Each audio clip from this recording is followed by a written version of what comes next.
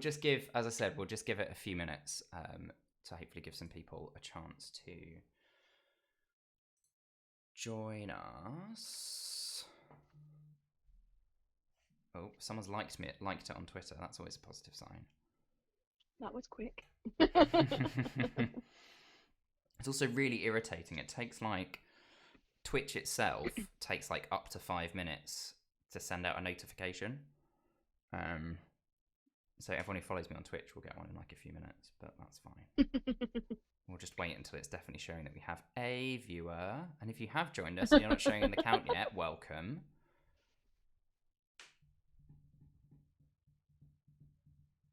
Oops, let's change that.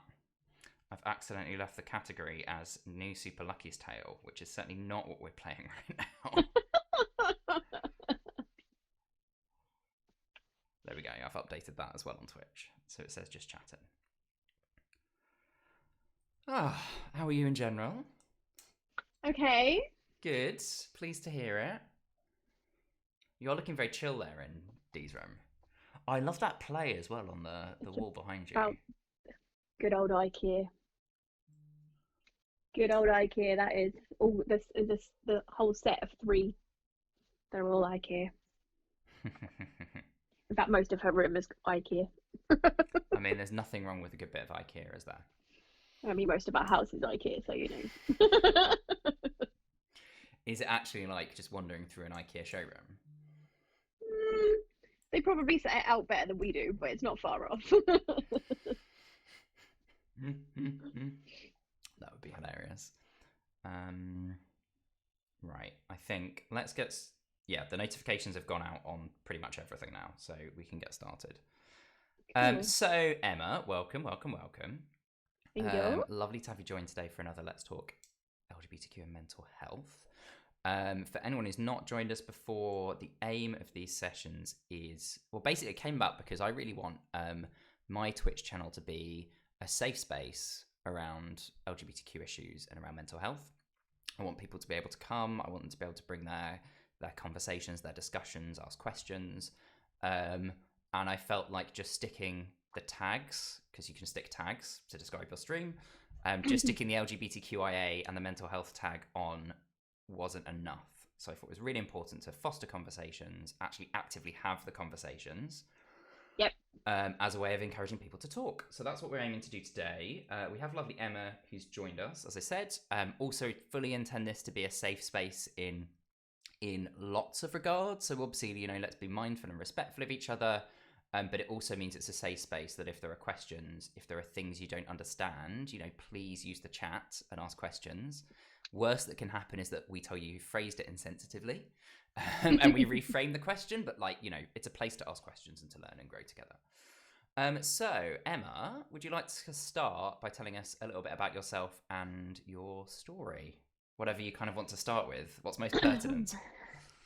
I suppose we could kind of go all the way back to coming out, really. Mm-hmm. Because in terms of my journey with regards to mental health, that had a big part to play in kind of where I found myself, really. So I came out when I was in year 9 of school, about 14, 15 years old. Mm-hmm. And I had nobody to turn to.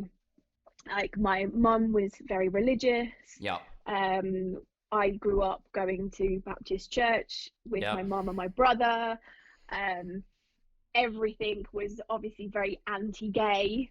And so knowing that I was different to everybody and constantly hearing that it was wrong, that it was evil, in fact, was really, really hard to come to terms with. Also, growing up, I was a Section 28 child. So throughout my whole schooling career, there was this piece of legislation that said you cannot talk about LGBT in schools. So I couldn't bring it up. Even if I tried to bring it up with my teachers, they couldn't and wouldn't have those conversations with me. So it led me to feel very, very lonely. And obviously at that time as well, in the 90s, there weren't any real visual representations of gay women either. And Presumably I we're still to talking this, TV, films, all these yeah, games, absolutely. in The only kind of, my space. yeah, the only gay people I knew were George Michael Yeah, and Elton John yeah, and Boy George, yeah, and I was none of those. yeah. Um, and so I really felt on my own and alone. Hmm. Um, and unfortunately, that took me down a path of self-harm. Um, Not knowing how to deal with this hatred that was bubbling up inside of myself Yeah, because all I had ever heard were all these negatives, and not understanding how I would fit in this world and be able to continue as who I was. yeah. And let's face it, Um, life is tough enough and difficult enough as a teenager without all of those things around you just invalidating a yeah, core part of your absolutely, identity. absolutely. And it actually led me, by the time I was in the sixth form, to take an overdose. Hmm. However, and people very much reference counsellors and things afterwards referenced it as a cry for help, because after I had done it, I actually texted somebody and told them. Okay. Um, and that person, strangely enough, and I still don't quite know why to this day I chose that person, was a member of the youth pastorship at the church. So they obviously kicked in their safeguarding procedures, informed my parents because I was under 18, um, and I was actually sitting an AS level exam. So I'd taken a whole bunch of tablets Wow. and Yeah. then went Gone and into an sat an exam. exam, and came out to my parents, stood at the door saying, "We know what you've done. We're taking you to A&E." So I was taken to A&E, kept in overnight, watched overnight, Hmm. bloods taken, everything else, and then couldn't leave the hospital the next morning until I'd seen the child psychiatrist. Yeah. And because of my age, my parents had to sit in on that conversation too. Oh, I'm So cringing for when, you, just imagining. yes, it was pretty hideous. And when asked why I was doing all these things, that was effectively me coming out to my parents almost for the second time, because I'd said it once and my mom's response was, "It's a phase, you'll grow out of it." Yeah. To which at the time I thought, well, maybe she's right, because I didn't know any different. Yeah. I'd had no education about it, so maybe every teenager was going through that. Hmm. um and so I told them again that it was because I was attracted to girls, and I had told some people at school, and I was being bullied for it, and I felt alone. But I promised there and then, like a good little girl, that I wouldn't do anything to myself again, Yeah. and managed to convince the psychiatrist that I was okay and that they could let me go. Uh-huh. However, a suggestion of counselling was then put in, forward to my parents. So obviously my mum chose Christian counselling. Hmm. So I had a period of time of Christian counselling alongside counselling also at school, Hmm. neither of which helped in the slightest.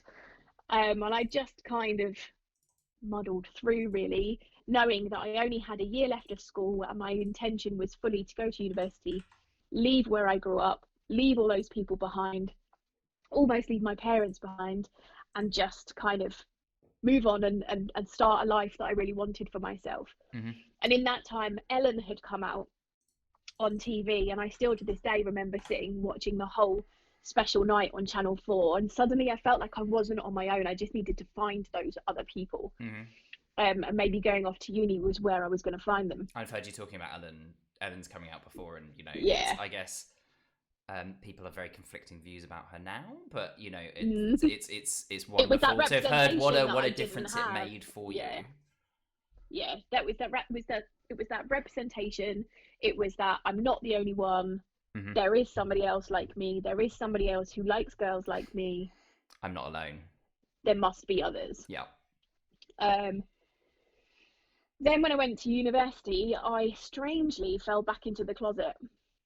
Okay. Instead of going and living this life that I thought I was going to have, I was in the girls' house, living next door to the boys' house, and very quickly the girls started pairing up with the boys, and I did the same. And loved this person so much, but not in the way that you would in a relationship. Yeah. Like, they were my confidant, they were my best friend, but it just wasn't what it was meant to be. It was very much a platonic love, not a romantic love. Yeah, but it continued because it was nice to have somebody there. It was nice to have the support. Not really necessarily seeing it.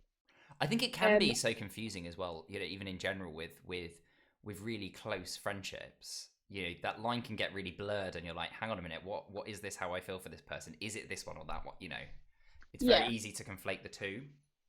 Yeah, definitely. And that actually went on for the whole of uni, into me doing my PGCE, and then into my first year of teaching. So we were together nearly 5 years. Wow. And it was only when I started teaching that I kind of started to find myself. I was finding my own friends who I was working with. I was living in a very small kind of area, really, in North Yorkshire. Making friends with the teaching staff, making friends with kind of the locals in the pub and things like that. And it was only then when I came across actually a supply teacher who was a woman, and we had many a conversation. That I realised there was something massively missing in my relationship, and that missing part was the fact that there wasn't a woman in it. Well, apart from yourself, another woman. Yeah, there wasn't another woman in it. Yeah. So I did the hardest thing. I still to this day feel it was one of the hardest things I've ever had to do in my life, which was to tell him that we could no longer be together. It wasn't fair for me to pretend for him, but more importantly, it wasn't fair for me to go on like this for me. I needed to be true to who I was. Absolutely shattered his heart, and he moved out. But I'm happy to say he got married later on and is very happy in his relationship, as we still have mutual friends from university. So yeah, he was, you know, I did the right thing for him, even if at the time it didn't feel like that for him. But again, for me, I then really struggled in my mental health, because I felt, again, I was on my own. I was now in the house on my own, and had my friends, but they didn't necessarily all know what was really going on. So you were half in, half out of the closet, in that kind of in between space. And actually found myself taking another bunch of pills. And this was after I had actually properly come out to my parents and told them, this is why that relationship broke down. I'm gay. This is who I am. And then they didn't speak to me. So I very much, again, felt really isolated. So it was back in this place of who's going to want me, who's going to want to be around me. I'm better off not being here. And so took a bunch of pills again. This time didn't tell anybody. Was bunched over on the bathroom floor for a couple of hours, took myself to bed, and actually woke up the next morning, and kind of felt okay. So I went to work as normal, and it happened to be, it was a member of senior management took one look at me, and she said there was something that just didn't seem right, and she said, Emma, are you okay? And I literally, in the staff room, just burst into tears, ran down to the staff toilets, locked myself in a door, and she managed to kind of coax me out and get out of me what had happened. So I was advised to then go to hospital, where again I spent another night, bloods and everything else. Again, had to speak to a psychiatrist, and they released me in the early hours of that morning. But obviously, because this had happened and I'd gone into work with it, I was then put through occupational health. But actually, I found that really useful. For the first time, it was a group of people who actually, I didn't feel like they were judging me. They just wanted to help me unlike the counselling that I'd had, which was Christian previously. counselling or at school. Well, that sounds good. Yeah, that's occupational health doing what it's meant to do, which Yeah, is it's meant to be there to absolutely. support the employee, not the employer. Yeah. So I kind of picked myself up after that and went back to work, and from that moment on promised myself I would never lie to myself or anybody if they asked anything about who I was. And that is what led me to stand in front of a whole school assembly and come out to the entire school. And what an appropriate moment to tell you that apparently Kate, lovely Kate, has launched an emote firework in the chat channel. So woo! Celebration. Yeah, and from that moment on, I just kind of, I did feel that weight that everybody talks about. That weight just lifted from my shoulders. I was very much in the frame of mind that if anybody didn't like me for who I was, then they didn't need to be in my life. Yeah. And that kind of went for my parents as well. And so it took them a while to, for kind of that penny to drop, really, and them to realise that if they didn't change their minds and see things in a different way, then they were going to lose their daughter. It must still, though, even with all of that right logic and rationale and all the time you spent thinking about it, it must be such a painful decision to make. Yeah. And still, even to this day, like, my mum stood up at my wedding and apologised in front of everybody. I remember that. For having been at the wedding. Yes. Yeah, for saying that it was a phase in the first place, but for then how she had behaved afterwards. And even in that moment, there is still a feeling of angst and hurt, because as far as I'm concerned, she'd never done it in the first place. And I completely understand that. I still have those feelings of angst and hurt towards my mum and my late dad, and I think we always carry those, just because a wound is healed, it doesn't mean that the wound isn't still there. Absolutely. So yeah, that kind of, I sort of from that moment also just generally learnt to deal with my mental health in terms of understanding what my triggers were and how I could better manage those. And also having supportive people and a support group around me of friends who knew exactly what I'd been through, and who knew if I said help, they knew what that meant. But the biggest help was finding Anne, my wife.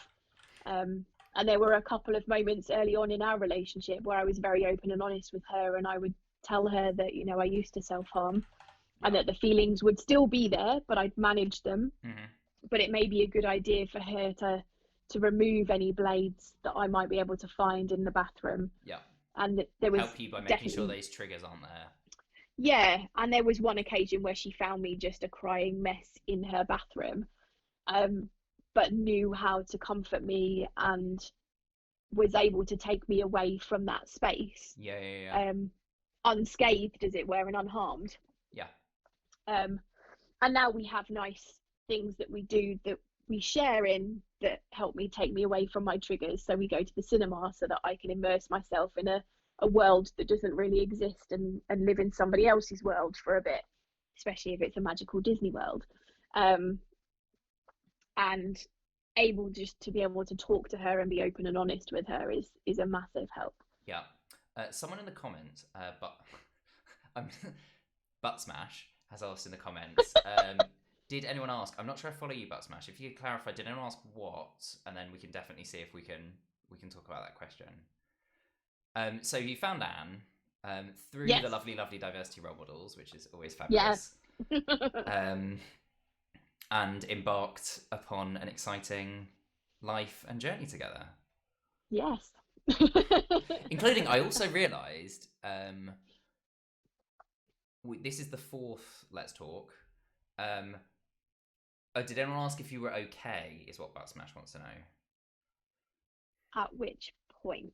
At which point, or just in general, I don't know. Well, if you come back to us with that, then we can answer it for sure. I've realised that the 4 ones we've done so far, 3 of us, obviously including you, were at your wedding. So I just appear to be picking people who are at your wedding. Okay, so Butt Smash says in general, I guess. Well, I guess you've mentioned kind of a couple of times, like you mentioned that staff member that when you went into school, when you tried to take your own life and they noticed that something was wrong. I guess are there other people like that who've noticed along the way? Yeah, I mean, she obviously, when I then came back to work, she was very much integral as a member of senior management, just kind of almost overseeing how I was, but in a very friendly way. Yeah. And I then opened up to a couple of people. One in particular is still a very, very good friend of mine, and her son visit me on regular occasions. And she was a massive, massive support to me. And even at one point when my first relationship that I had, a civil partnership, broke down, I actually lived with her for a period of time. So she was a massive support for me and has always known from that point what was going on, and would often ask if I was okay and kind of check in with me. Yeah. Sorry, I'm getting confused by something in the chat.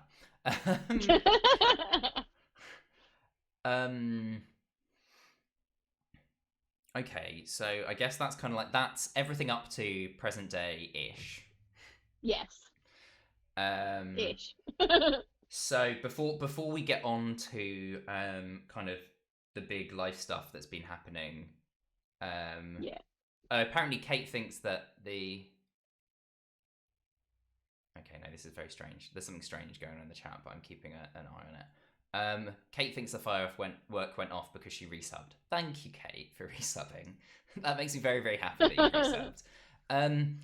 But yeah, so before we get into kind of parenthood and that journey towards parenthood, I guess, what does... I've been asking a lot of people this question. So what does mental well-being mean to you? You've talked a bit about kind of removing triggers. So you've talked about getting rid of the triggering stuff. I guess what's the other stuff, that kind of flip side positive stuff that helps keep you in a better place or in the best place possible? I think having the right people around me. Mm-hmm. For a period of time, I had the wrong people around me. Yeah. And it took me a while to kind of realize that and almost realize that I don't need to have a friendship circle that is like massive. Mm-hmm. I can have just 5 or 6 key people that are my go-tos, that are the ones that are there whenever I need them. Yeah. And that I don't need this whole other kind of group of people, I suppose. And that I need to focus on... Yeah, 100%. Maxwell has been a player that has not underperformed in quotation. There we go. No, sorry. I just put other sound over the top of you. I'm just going to try and quietly do something in my Twitch settings in the background. and I failed. So surrounding yourself with the right people. That makes sense though. Like, that is such an important thing for us all to do, isn't it? It makes so much difference being surrounded with those people who are truly like there for us, in a truly selfless way, and will just support us and care for us. Yeah. Kate saying, "Oh, the wonderful world of Twitch," as I try to quietly do, and accidentally open up another stream over the top of us. Okay, so you and Anne got married. How long ago is it you got married now? Is it 3 and a bit? Nearly 4 years. Nearly 4 years. Lordy. Time flies. I know. And then at some point, I guess the conversation turned to family for you. Well, the conversation about family happened before even the question was asked about marriage. Okay. So that kind of typical adult thing of checking that you want the same things out of life and you're heading in the same direction, all that kind of stuff. Yeah, and part of that had come from the breakdown in my previous relationship. So in my civil partnership, I had gone through 3 rounds of IVF. I don't think I knew that. I don't think I've... Okay. Unfortunately, 2 negatives and what's known as a medical miscarriage, which effectively meant that I had a positive pregnancy test, and then within hours was bleeding. That sounds so really luckily went to the clinic because it was relatively nearby to where we were. Yeah. And then got a phone call later that day to say, yes, you were pregnant, but you are miscarrying it. And it could have been simply a registered pregnancy because of the meds that they put you on. Yeah. Or it could have been an actual pregnancy, but it was really hard to determine.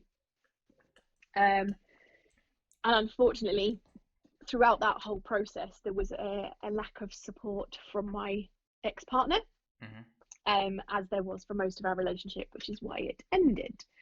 And so when I realised that something was happening quite serious with me and Anne, I had to have that conversation because there was no way I was going into yet another relationship where the other person didn't really want the same as me. Yeah.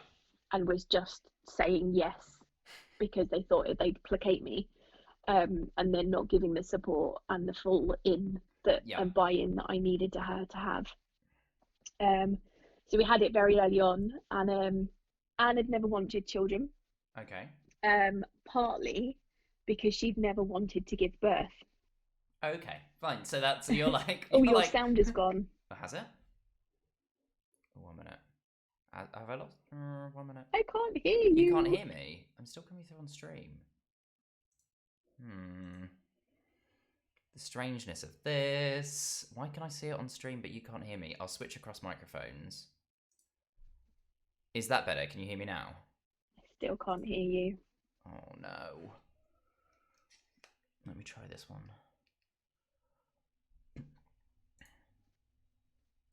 Now can you hear me? Yes. There we go. You're still coming through on stream, so I'm now speaking to you on a different mic than I'm speaking to the stream on, but it's working. It's working. Okay. So you effectively got to say to Kate, sorry, it's just because I've just looked at Kate's comment in the chat. I do this all the time on stream. So you effectively got to say to Anne, well, what if I could get rid of that bit that you've never fancied about having children? Yeah. What if there's someone else that will do it for you? And that kind of was a game changer really for her. Yeah. And then I introduced her to my best mate's son, and they hit it off massively. And I think that really helped Anne see how she could be a parent. And he was about no plan was he about intended 4 between me when you introduced him? I'm trying to think how old. Yes. I'm trying to think back to the many photographs that I've seen in many primary school sessions. Yeah, he was about 4. It just kind of everything seemed to click really. So we talked about what options we would go down, but obviously for me, I still wanted to try and get pregnant. I had always, from a very young age, wanted to be a mum in the physical sense of fat ankles, swollen legs, swelling belly, and then the pain of giving birth. Don't ask me why. You're talking to a gay man. There are lots of people on my side of the LGBTQ fence who are into very strange things, so I'm not going to judge at all. This is true. And so I hadn't quite gotten over that point yet. So we agreed that we would look into IVF options. And a move south kind of gave us more options because we were suddenly within the London remit of all the many clinics and opportunities that there are in London. So we decided to go with a particular clinic that actually was linked to the clinic that I had gone to in the Northeast. Okay. So there was kind of some understanding already of my previous medical history with them, which was quite handy for me. Sure. And so we went through and we decided we would pay for a 3-cycle IVF package, which meant you could have 3 attempts. Those 3 attempts had to be taken within a 12-month window. Okay. This is all sounding very terms and conditions now. I'm just like imagining the small print. Yeah, so basically you pay for it up front, and then you pay for the additional drugs that you might need along the way. So we went for our first attempt in the June, July, and it just was a straightforward negative, didn't work. We then went for our second attempt in the September time, and instead of being asked to pee on a stick, they wanted to do a blood test for a pregnancy test. So on that day, we travelled into London, had the blood test, then mingled and meandered around, just trying to not think about waiting for a phone call that could change our lives forever. And we received the call to say that we were pregnant. We both immediately burst into tears, and suddenly, for the first time, really understood how much she wanted this to work. And that was that. So we kind of carried on, and I started to physically already, within a period of time, feel those bodily changes. I was getting back pain. My sorry, gay man, but my boobs were definitely changing. Yeah, I know it happens during pregnancy. That's fine. I understand. And when you go through IVF, you have an earlier first scan than you would do if you were pregnant naturally. Presumably because they want to keep an eye on things and see how they're progressing. So you go for an 8-week scan, and then as long as everything's okay, you're then handed back over to the NHS. And you would get your normal 12-week scan. And you'd then go for your 12-week scan. So we went for our 8-week scan, and it was an internal scan, and there was nothing on the screen. And nobody could quite understand why. So the woman who was doing the scanning got someone else to come in for a second opinion, and they both agreed that they definitely couldn't see anything. And so I had what was known as a blighted ovum. So I had been pregnant, but at some point in those 8 weeks, the egg had unattached itself from the lining of my womb and just disappeared, basically. However, my body still felt and thought it was pregnant.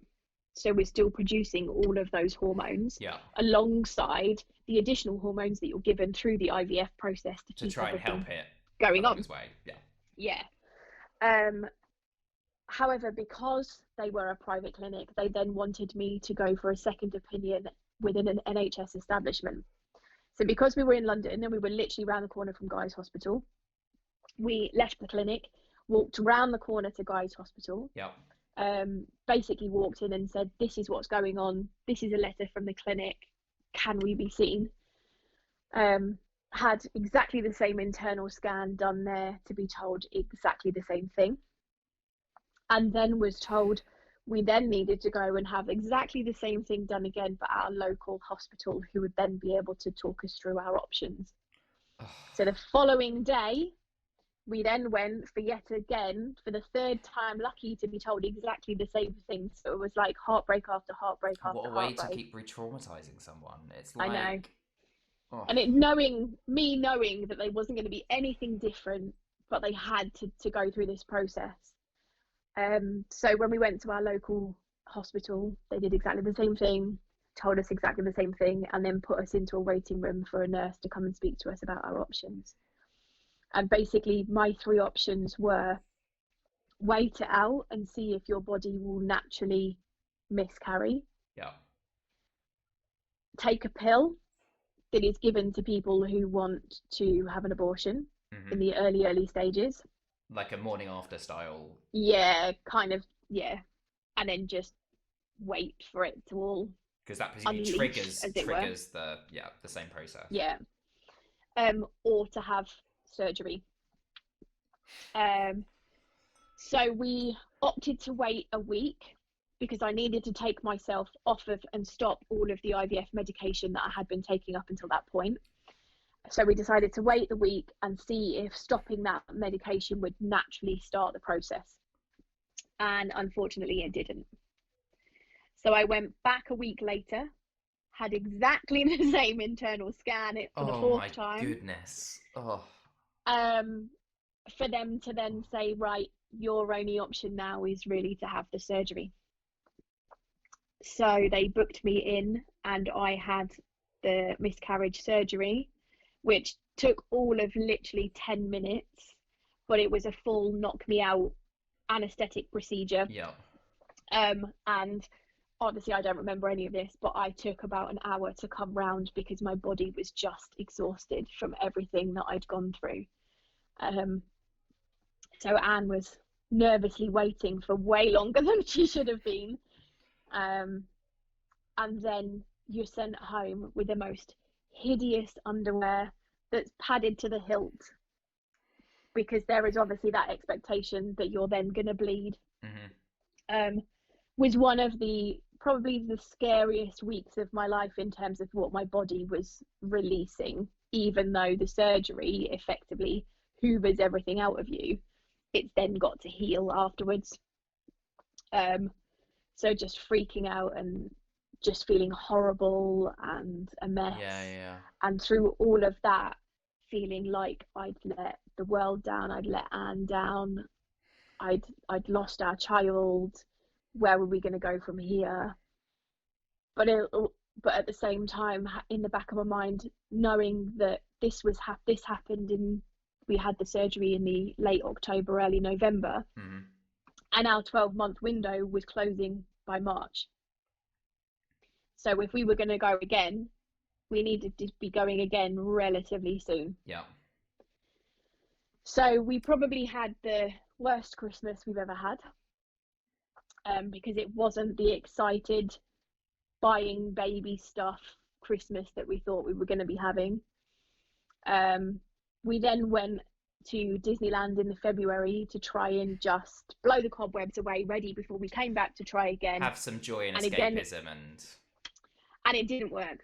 It was the worst. We go, you know us, we go to Disneyland all of the time, and it was the worst trip we'd ever been on, because we were tired, we were oversensitive, we were snapping at each other. I just felt, I still to this day feel like it was my fault.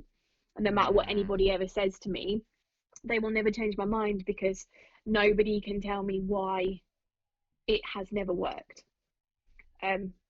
So we went back for our final attempt in the March, and it was just a negative again.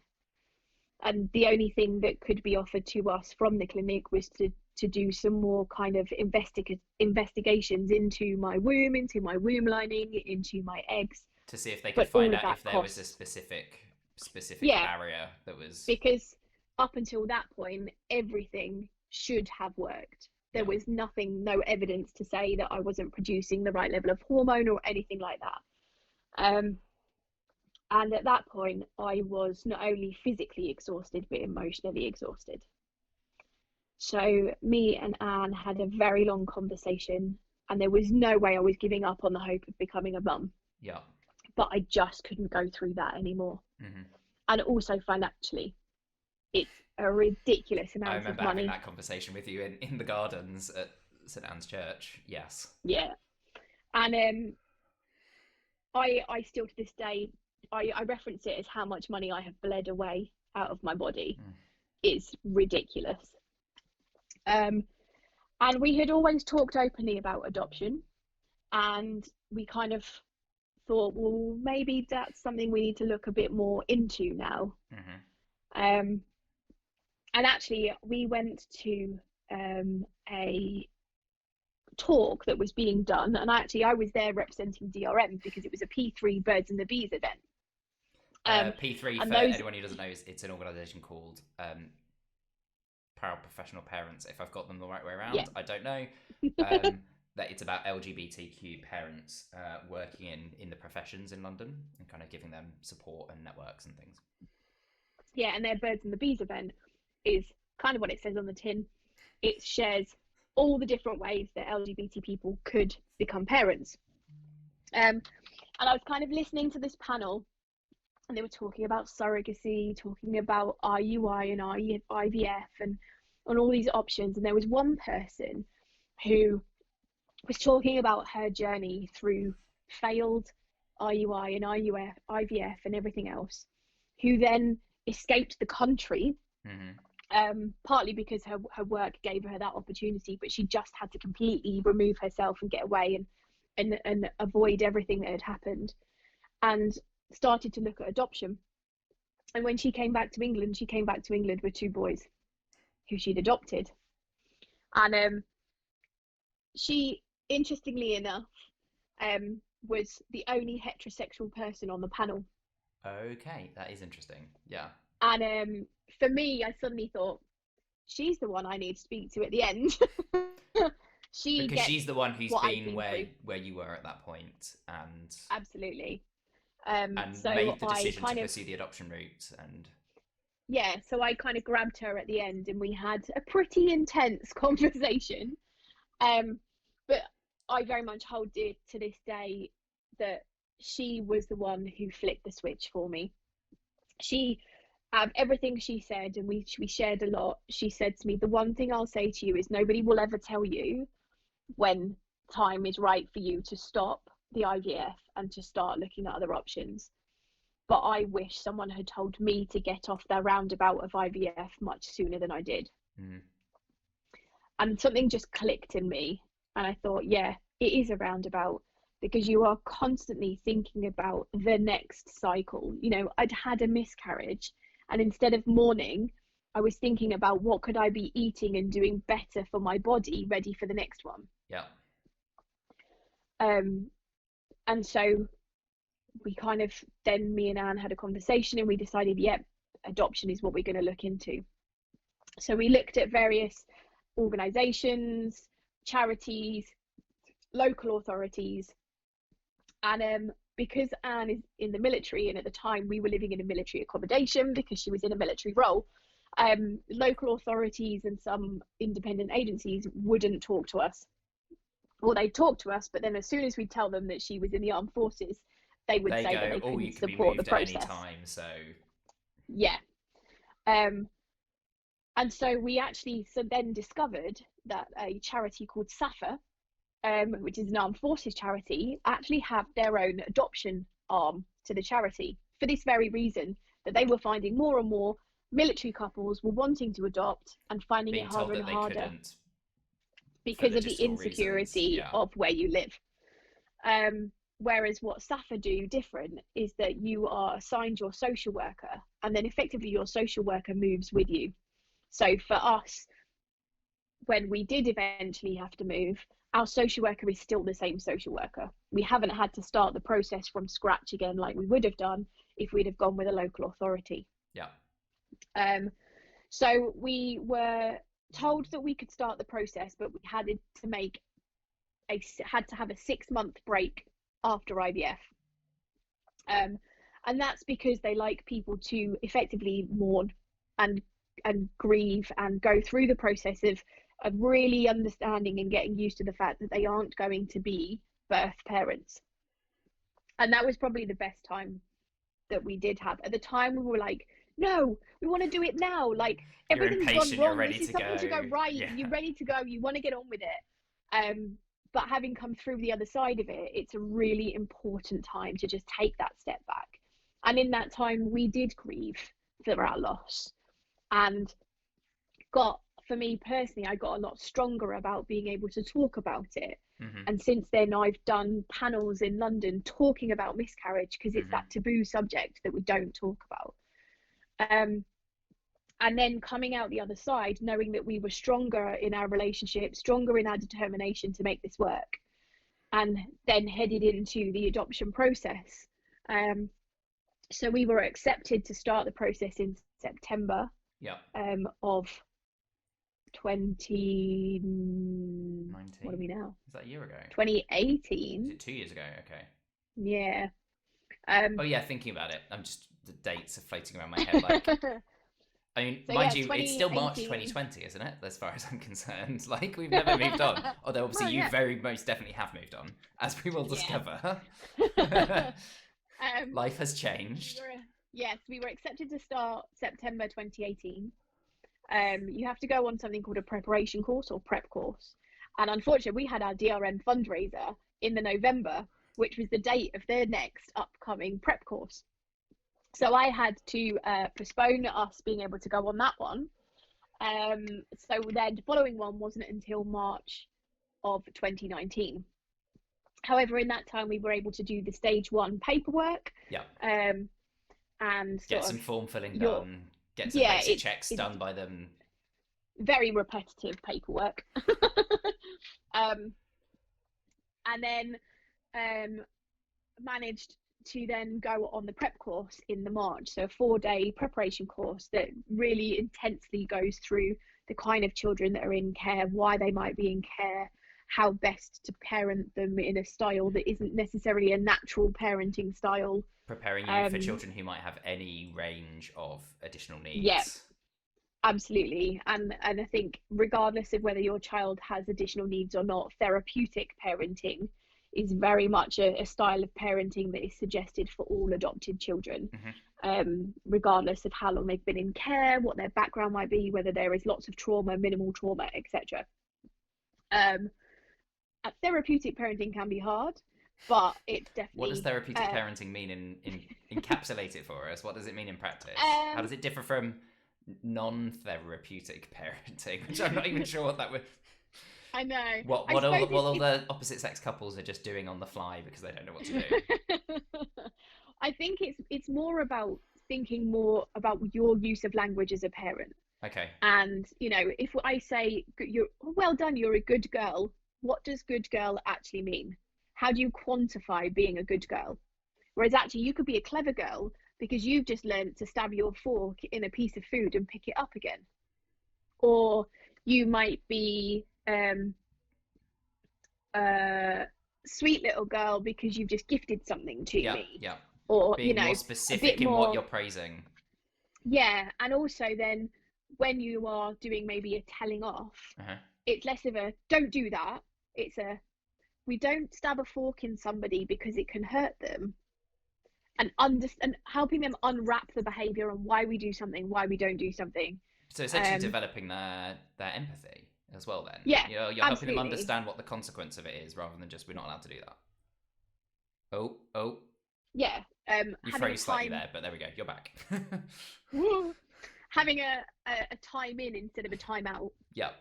So instead of putting a naughty child in the corner, actually making them sit with you and have a conversation and trying to understand why they've done what they've done. Those kinds of things all fall into the category of therapeutic parenting. And that makes sense. So that's like a form of therapy, having time in instead of time out. We're helping you unpick it and understand why you did what you did and why it's a destructive behavior and those things. If your child's having a tantrum, let them have the tantrum because there's obviously a reason for it, but stay by them, stay close to them. If they want picking up, pick them up. If they don't, then let them just ride it out because in the end they will come to you. I've learned that one the hard way.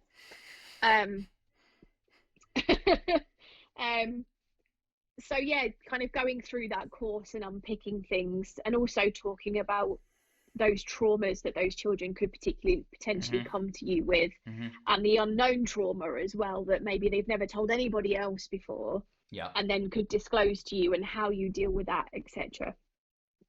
And then from there you start stage 2. So we started stage 2 in the May. This is the portfolio section, was it? Stage 2 is creating a portfolio of evidence that you can give to your panel to show how much reading you've done, how much learning you've done, how much understanding you have of children already, and the things that you will do to make your home the best place for an adopted child. But also you then get your social worker, and your social worker is then coming and visiting you on a regular basis. And for us, he came and visited us 2 hours every 2 weeks or thereabouts, and would basically rerun our entire life story with us, unpicking everything.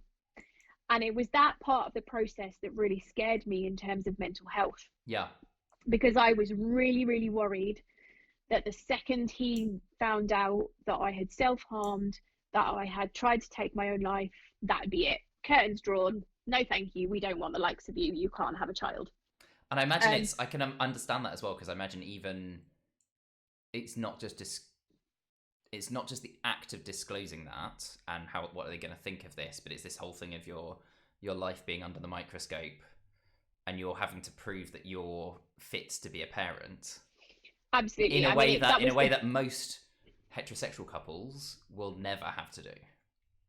Yeah, and I suppose even for same-sex couples who can get pregnant through the IVF way, like we were constantly finishing a session and just kind of, well, if we'd have got pregnant, we wouldn't be doing this. We wouldn't have been asked that question. We would have been asked how many times do you have sex in a week and things like that. But actually, they are the kinds of questions. It's nitty-gritty, warts and all. Wow. Yeah, really, really intense. But fortunately, our social worker really put my worries around mental health to ease, because as far as he was concerned, because I haven't self-harmed or attempted to take my life for a very long time now, it was about 10 years or so, and being able to talk through my understanding of my triggers, how I deal with it, what things I do to remove myself from situations, what I do now to kind of replace what I used to do back then. He saw that all as a massive positive, because I've learned on my journey. But also, if my child was to turn around struggling with their identity, I can say, well, I did too. And let me talk you through how I dealt with it. You can be empathetic, and you're attuned to look out for those things, and be that kind of person who's supportive and is thinking about mental well-being at the core of everything, rather than as some kind of like side concern with a child. Yeah, absolutely. And I think there were other things, that like domestic abuse came up in both our histories. And again, that had came up where if we ended up with a child who had come from an abusive household, we would understand how not to have a home, but also understand what they could have witnessed, how to help them unpick that, etc., etc. So actually everything that we thought was a massive negative turned out to be a positive. That's so interesting, isn't it? Is it just like astonishing how often that's the way, and our brain tells us that these things are the big negative things in our life? But yeah, absolutely. So we went to panel, which is basically a group of people who are either social workers, involved in social work, have been adopted, have adopted themselves, a medical professional, basically sit in front of you and ask you a series of questions. The Dragon's Den of adoption. Yes, absolutely. After they've grilled your social worker to within an inch of their life first. So they're much harder on them than they are on you. But you just go in there and you know, these are the people that potentially are going to change your life forever. So we went in, we were asked several questions, felt quite confident about how we'd asked them, came out, and within 12 minutes or so, the chair of the panel came out and told us that we had been approved. Yay! Which I remember. I remember that. Excitement. Yeah, so that happened in the September, I think it was, of last year. Yeah. And then we found out that Anne was not getting an extension to her contract, so she would be finishing her role in the March of 2020, and therefore we knew we would be losing our married quarter and we'd need to move. So instead of halting the process too long, we looked to Liverpool, because that's where we had met, that's where we lived before, that's where we'd always said we would come home to. And hilariously, John, who you had on last week, did the house hunting for us. Because his mum does that kind of. His mum's an agent. No, was there something Alan, like that? his partner, his other half, Alan, is an estate agent. That's the bit that I've not. Yeah, so we kind of found the houses and then asked if they would view on our behalf. Yeah. And the one that I am sat in right now actually happens to be round the corner from John's mum. That's where John's mum comes in. Now I remember the John's mum connection. Okay, fine, we'll sort it. Yeah, and the reason we chose it is because the downstairs, although all of the houses around here are almost identical, the downstairs, the kitchen diner, the wall had been knocked through, so it's a really nice open space, and we just envisaged kind of sitting there doing homework while mum cooks the tea and doing things together as a family. An eye on children while you're Absolutely. Doing something else. Absolutely. So we moved in the October of 2019, and then we had to wait until January of this year before our social worker could come out and basically review the house, alter some of the paperwork, and send it back to get another sign off, really, because all the paperwork that was signed off originally at panel then was no longer a true reflection to start sharing with children's social workers. Some things have changed because you've uprooted yourself and moved yourself back across the country, back home. Yeah, absolutely. And sort of some of our friendship circles had altered in terms of our support network. So that all went swimmingly in the January, which meant that we could then start the process known as family finding. So we started looking at children's profiles online. There is a website called Linkmaker, which quite hideously is like online dating for children. This whole thing this bit just all sounded bizarre to me. But in reality there are 3 ways that you can family find when you are adopting. Number 1, you can leave it to your social worker, and they can go looking at profiles for the kind of children that you've specified you want. They share them with you and you say yes, no. 2 is having access to Linkmaker, which is an online database that you yourself can then look through these kind of overviews of profiles, and in cases see pictures of those children as well. And the 3rd option is you go to what's known as play days, where you effectively turn up at could be a soft play, could be a play group, whatever, and all of the children in that space are up for adoption. So that's the one that's like speed dating for adoption. I categorically refuse to do that one. Yeah, it feels very strange. Yeah, really didn't like that idea at all. It works for some, wasn't going to work for us. So we went down the line of having some control in looking at Linkmaker ourselves, as well as giving our social worker if he found something that absolutely that might be that you've not spotted. Or have you spotted this one? It's kind of 3 pairs of eyes are better than 2. So when me and Anne were then commuting backwards and forwards from London, she'd be on Linkmaker one night, I'd be on Linkmaker the other night. You could bookmark children, and then when we were back together in the same space of a weekend, we would sit together and say, well, why did you choose that one? Why did you choose that one? See if there were some similarities. And that must be a very strange process going through. Yeah, it really was. And you would not only would you make a request for further information to start a discussion with a child, but a social worker could also contact you and say, I read your profile, other way around. And I would like you to see my child's profile.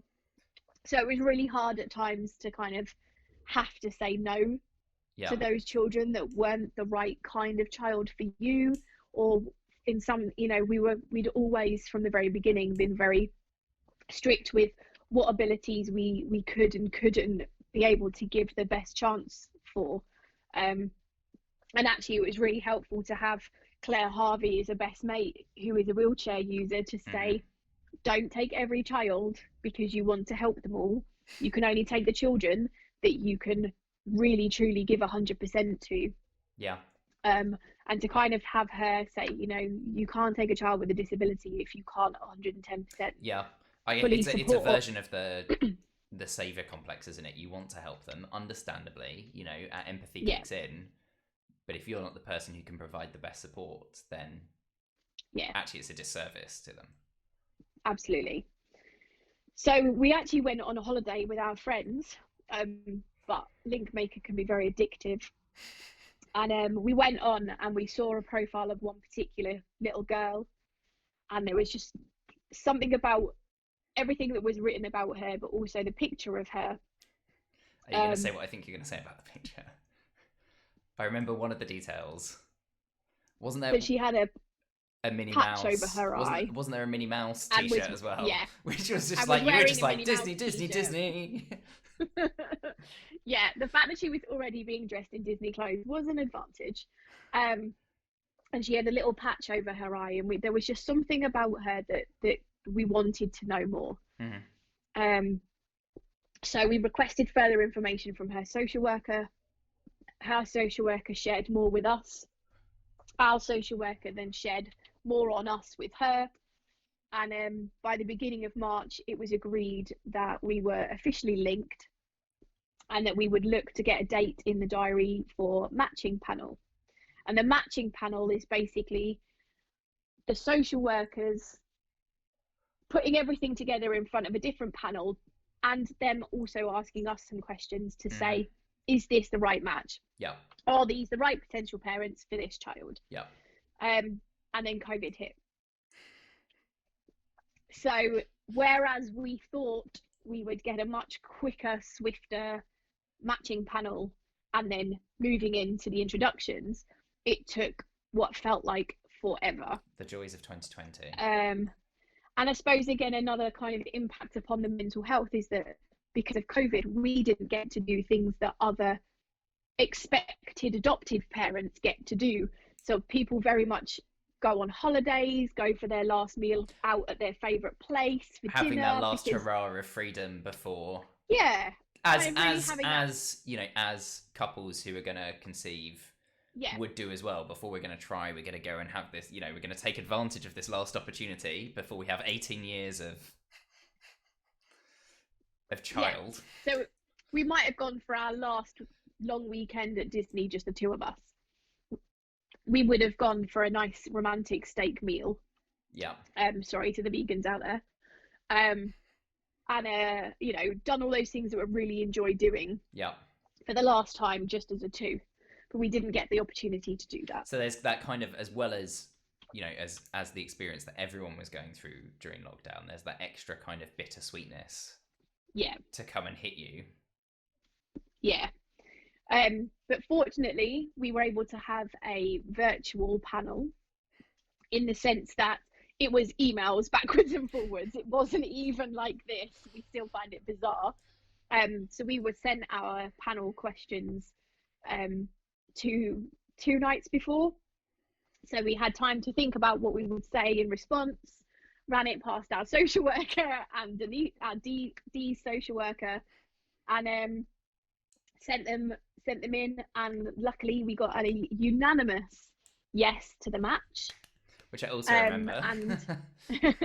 And then we very swiftly went into a full 14-day lockdown.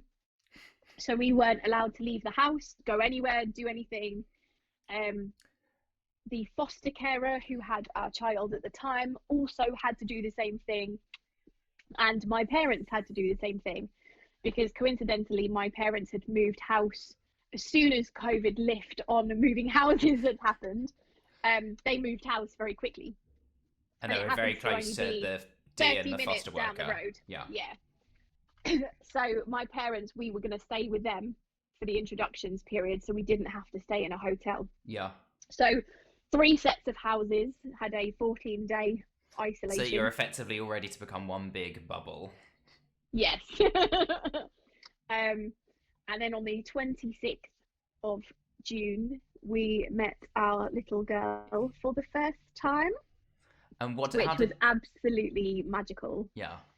We basically had to have a risk assessment meeting first thing in the morning to check, number one, that everybody was healthy. Was this the COVID risk assessment meeting? Yes. Joy of joys.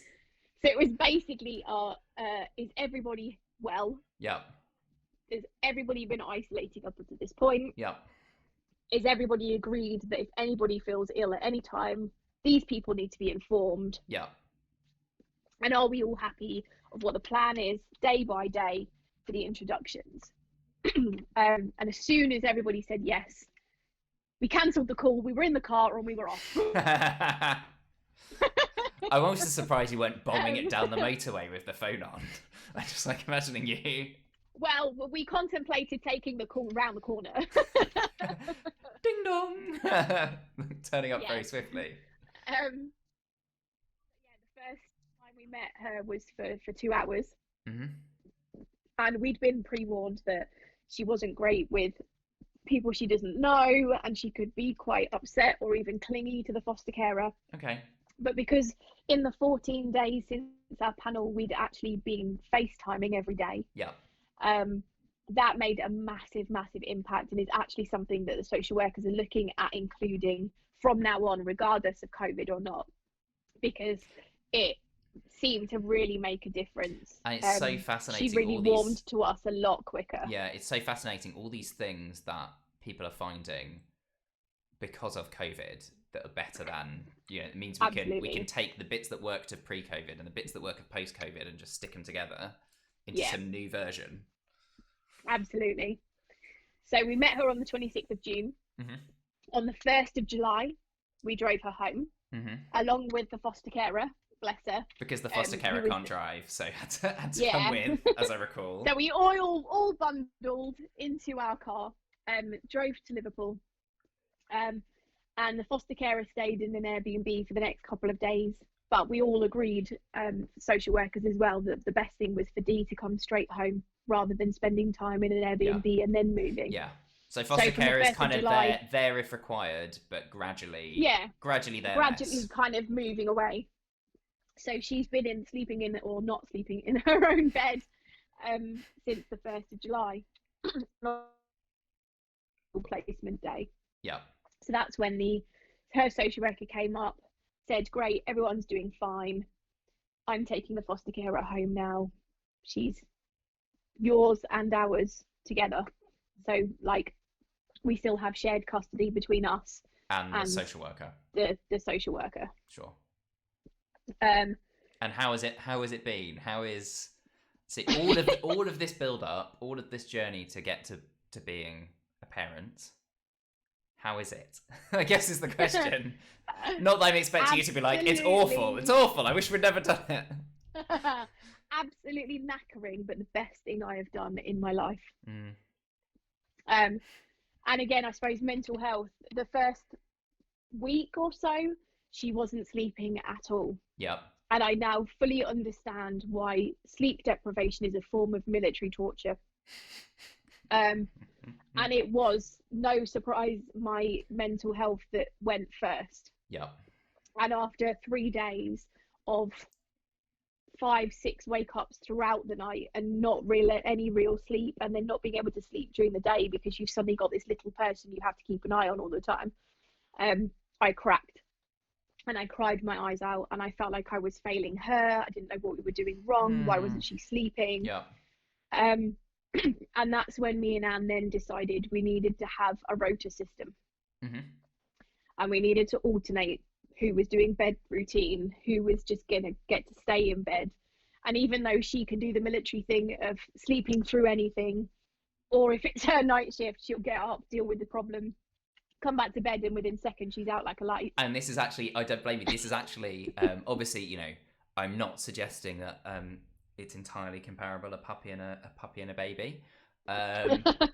This is exactly what Mark and I do with new puppies, because I sleep much lighter than he sleeps. And if I do it every night, then I just start crashing. So even though I will probably be the one that wakes up, I will prod him and be like, "Oi, it's your turn. I did last night." So we've got that routine down, and it's definitely helped. We've realised how much sleep helps. Yeah. Were you there when we did that training with Lindsay McAlpine, and we were talking about how sleep is this real core foundational thing of mental health? Yeah, absolutely. But it's quite crazy. Tomorrow is 10 weeks since she has been here. That's flown by. And at the 10-week point, you can officially lodge your application to adopt with the courts. So we have all the paperwork and all the evidence that we need lined up ready. And her social worker is coming and doing a home visit on Thursday. Yeah. Where she is then going to take all of the paperwork that is from us, her paperwork, and paperwork that our social worker has had to get to her in time, and is going to hand it into the court on Thursday. Kate says whoop whoop. And also, Kate, I did know I missed your meow meow. There you go. I've done a meow meow for you. And then we just have to wait for however long the court process will then take. Obviously, they're still going through their backlog from COVID and the shutdowns. And we don't know whether there may be some questions around her birth parents, but we don't think that will happen because at the moment, the whereabouts of her birth parents is unknown. Oh, interesting. Okay. But in I suppose, positive terms, her social worker thinks that it could all go through and she be legally ours by January. That would be swift. Yeah. Yeah. Whereas for most people where birth parents are still in the picture, it can take 12 months or longer. So it's almost because actually there's lots of contesting and it's things almost like actually that. The birth parents having gone missing is a blessing in disguise. Well, obviously not necessarily. Like, we hope the birth parents are well and safe. But yeah, it gets rid of a possible complication in terms of the adoption itself. Yeah, absolutely. And we don't know what it will look like in terms of COVID, but then you can have a celebration hearing. And our celebration hearing will be held in Liverpool because that's where we now live. And the celebration hearing, we basically get to invite whoever we want, as many people as we want, to a court hearing where a judge has the best day of their life because they get to announce us in court as the Miller-McCaffrey family. She will formally be given her new birth certificate with the middle name and our surname that we are giving her. And the cutest. She then also gets given a little teddy bear by the court as well, which is her court hearing teddy bear. Her court hearing teddy bear. I love the thought of the court hearing teddy bear. Now we are gonna be wrapping up shortly because I know that Emma would like to. Well, and also you're in Dee's room. So in terms of putting Dee to bed, we do know we need to let that happen in about 5 minutes. So I guess the thing I'm really interested in to understand, kind of we covered a lot of ground. Thinking back to where we started this evening, talking about your adolescence and being a gay woman and feeling alone and isolated and feeling like it was something that you needed to hide. I guess and thinking about where you've got to now, where you have a proud, happy family. What I guess is almost like what I don't know, it feels a bit cliched, but like if you could go back and talk to 15, 16-year-old Emma, what would you want to be able to tell her? I suppose I'd want to tell her that, again, cliche, it's going to be okay. You're not the only person that feels the way that you do. There are others out there. And in time, those others will also be seen like you will be seen. To surround yourself with the people that matter to you most. And those people that matter to you most are the people that treat you for and are happy with you being whoever you are. And I'm not the ones who try to change you. And just to know that you are going to become a mummy.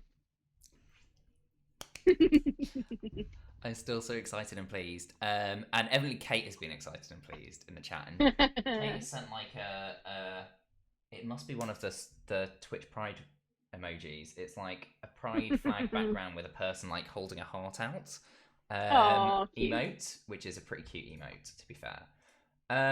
Thank you for joining me. You're welcome. It's been super interesting. I would say just very quickly that in terms of visibility, there is still excuse me, a lacking minority within the adoptive world even of same-sex female couples. So there is still there's much more visibility of same-sex male couples. There's lots of male couples go for adoption, single parents go for adoption, heterosexual couples go for adoption, but it seems to be a lot lower down on the decision-making process for same-sex women. So there's kind of a lot to be done there, and so me and Anne are very much advocates of raising those voices. And our family Instagram is at @family_m for anybody who wants to follow our journey. Pop that in. So that's presumably Instagram.com.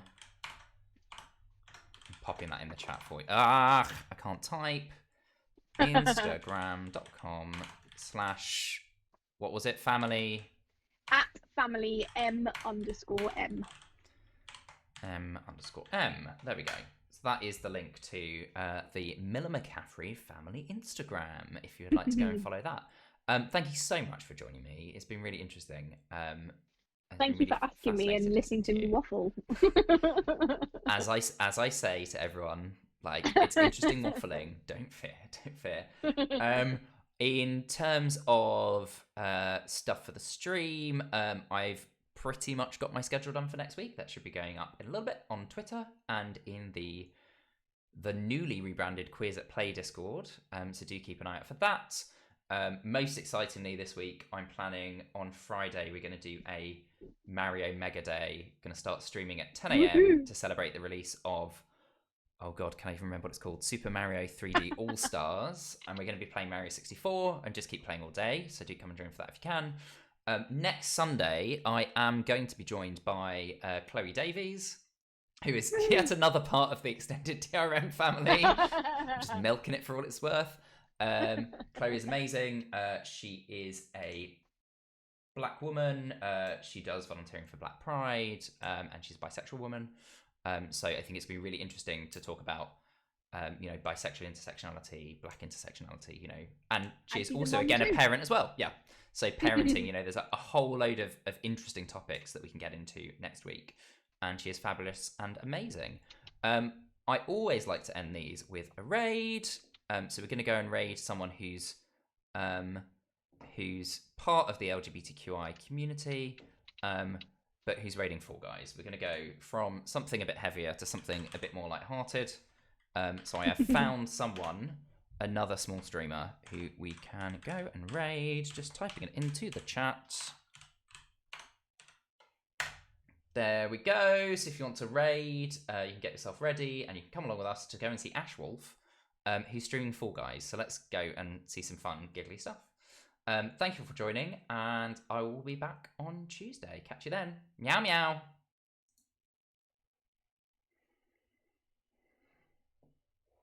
Done. Let me unmute the guy that we've raided.